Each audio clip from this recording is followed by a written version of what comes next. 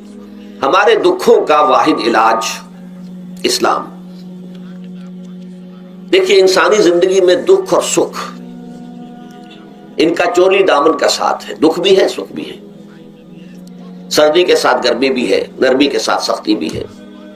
ان مع العسر یسرا ان بعد العسر یسرا، یسر کے ساتھ عسر ہے، عسر کے ساتھ یسر ہے. لیکن انسان نفسیاتی طور پر متاثر جو ہوتا ہے زیادہ، وہ تکلیف سے ہوتا ہے، دکھ سے ہوتا ہے. خوشی آتی ہے تو وہ ایسے گزر جاتی ہے، اس کا وقت کا بھی پتہ نہیں چلتا، گزرتے ہوئے بڑی تیزی کے ساتھ وقت گزر جاتا ہے. لیکن غم کا معاملہ ہو جائے تو ایک ایک لحظہ جو ہے وہ بڑا کٹھن ہو جاتا ہے، بڑی مشکل سے گزرتا ہے. تو انسان کے احساسات پر زیادہ جو اثر آتا ہے وہ دکھ کا آتا ہے. بعض فلسفے دنیا میں ایسے ہیں کہ جنہوں نے اس دکھ، خاص طور پر جو حساس انسان اس کو محسوس کرتا ہے، اس کے اعتبار سے یہ کہا ہے کہ دنیاوی زندگی نرا دکھ ہی دکھ ہے. آپ کو معلوم ہے کہ تعداد انسانوں کی بہت بڑی تعداد ہے جو بدھ مت کی پیروکار ہے، اور بدھ مت کا کلمہ طیبہ یہ ہے، یعنی یہ ان کا اصل الاصول ہے. جیسے ہمارے دین کا اصل الاصول ہے لا الہ الا اللہ محمد رسول اللہ، کلمہ طیبہ. ان کا جو کلمہ طیبہ ہے وہ یہ سروم دکھم، سب دکھ ہی دکھ ہے، سب مصیبت ہی مصیبت ہے. انسانی زندگی جو ہے وہ تو صرف دکھوں سے اور تکلیفوں سے عبارت ہے. اسی کو غالب نے بھی کہا ہے، آپ نے یہ شعر بھی غالب کا میں نے بہت سے دروس میں سنا ہوگا کہ قید حیات و بند غم اصل میں دونوں ایک ہیں. یہ قید حیات ہے. ابھی آپ حدیث سن رہے تھے الدنیا سجن المومن، مومن کے لیے یہ دنیا کی زندگی جو ہے جیل خانہ ہے، یہ قید ہے، قید حیات. جیسے جیل میں آدمی اپنی مرضی سے نہیں جاتا، بھیجا جاتا ہے، اپنی مرضی سے نہیں نکلتا بلکہ نکالا جاتا ہے. اسی طرح لائی حیات آئے قضا لے چلی چلے، اپنی خوشی سے آئے نہ اپنی خوشی چلے. تو دنیا کی زندگی جو ہے وہ واقعتاً ایک اعتبار سے قید خانہ ہے. قید حیات و بند غم اصل میں دونوں ایک ہیں. جب تک یہ زندگی رہے گی غم بھی لگا رہے گا، تکلیفیں لگی رہیں گی، مصائب آتے رہیں گے، انسان کو دکھوں کا سامنا رہے گا، واسطہ رہے گا. موت سے پہلے آدمی غم سے نجات پائے کیوں؟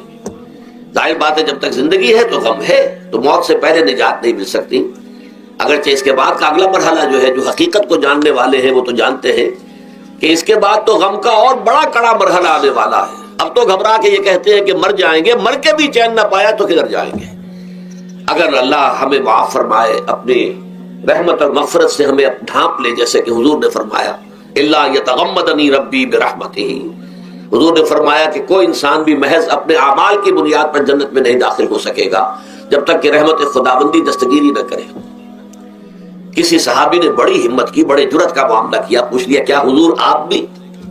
ظاہر بات ہے آپ بھی انسان ہیں، آپ بھی بشر ہیں. قرآن مجید میں کہلوایا گیا ہے وَإِنَّمَا أَنَا بَشَرٌ مِثْلُكُمْ. تو اگر آپ کہتے ہیں کوئی انسان جنت میں داخل نہیں ہو سکے گا محض اپنے اعمال کی بنیاد پر جب تک کہ رحمت خداوندی دستگیری نہ کرے، تو کیا آپ بھی اس قاعدہ کلیہ میں شامل ہیں؟ آپ نے فرمایا ہاں میں بھی. الا یتغمدنی ربی برحمتہ، جب تک کہ میرا رب مجھے اپنی رحمت سے ڈھانپ نہیں لے گا میں بھی جنت میں داخل نہیں ہو سکوں گا. تو اس اعتبار سے اللہ تعالیٰ وہاں ہمیں بچا لے. لیکن جو وہاں نہیں بچایا گیا، اب ظاہر بات ہے کہ اس کے لیے جو مصیبت ہے وہ تو پھر دائمی ہے، ابدی ہے، دکھ ہی دکھ ہے.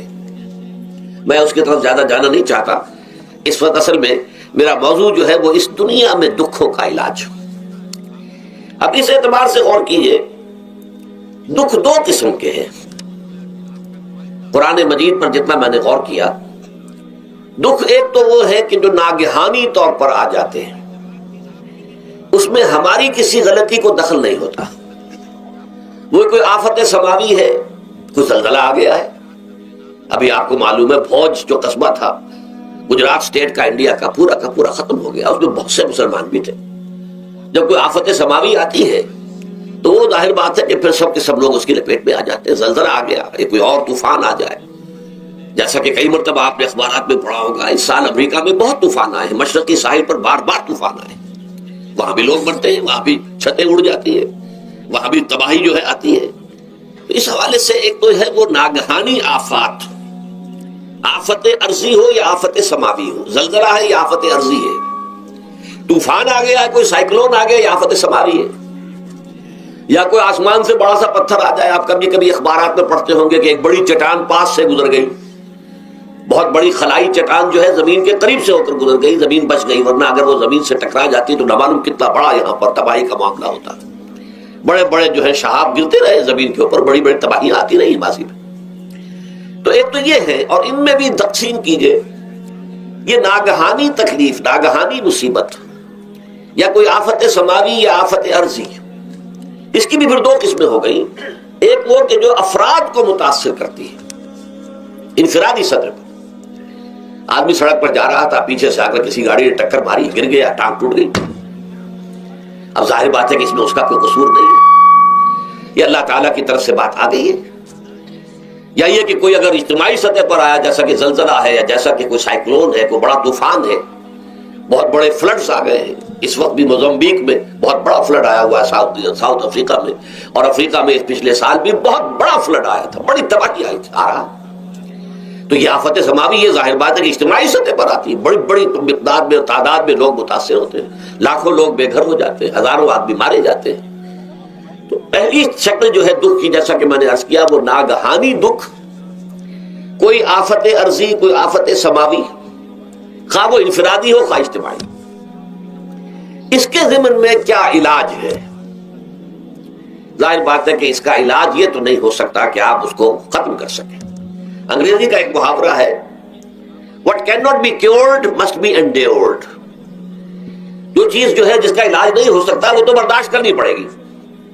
بعض بیماریاں بھی ایسی ہیں, ڈائبٹیز ہو گئی ہے, شوگر کا مرض ہو گیا, ڈاکٹر آپ کو بتائے گا کہ بھائی اب یہ مرض جائے گا نہیں, اب آپ کو اس مرض کے ساتھ ہی اپنے آپ کو ایڈجسٹ کر کے اپنی غذا وغیرہ اس کے مطابق طے کر لیجیے, ورنہ یہ کہ یہ نہ سمجھیے کہ یہ مرض چلا جائے گا. تو what cannot be cured must be endured. لہذا ان آفت سماوی و ارضی, چاہے وہ انفرادی سطح پر متاثر کرتی ہوں انسانوں کو, اور چاہے اجتماعی سطح پر, اس کا تو علاج ایک ہی ہے. عربی میں بھی ایک محاورہ یہ ہے کہ کسی نے پوچھا تھا کہ بچھو کے کاٹے کا کیا علاج ہے؟ البکاء الی الصباح, رات کو اگر کاٹا ہے کسی بچھو نے تو روتے رہو صبح تک, یہ علاج ہے, اس کا اور کوئی علاج ہے ہی نہیں. تو جو چیز لا علاج ہے اسے برداشت کرنا.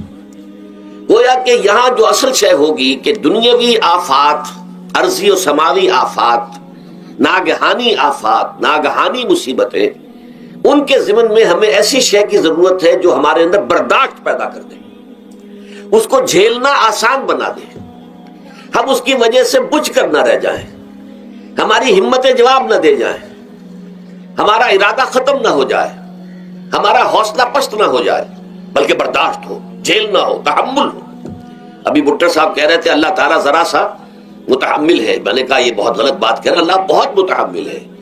وہ ذرا سا تو یوں سمجھیے کہ ان کے کہنے کے انداز میں یہ بات آ گئی, ذرا سا رحیم بھی ہے. نہیں, وہ بہت رحیم ہے, بہت متحمل ہے, بہت حلیم ہے. لیکن یہ کہ ہمیں یہ جو آفات سماویہ اور ارضیاں ہیں جو ہمارے اوپر آ جاتی ہیں اللہ کی طرف سے, ان کے ضمن میں ذہنی ایک ایٹیچیوڈ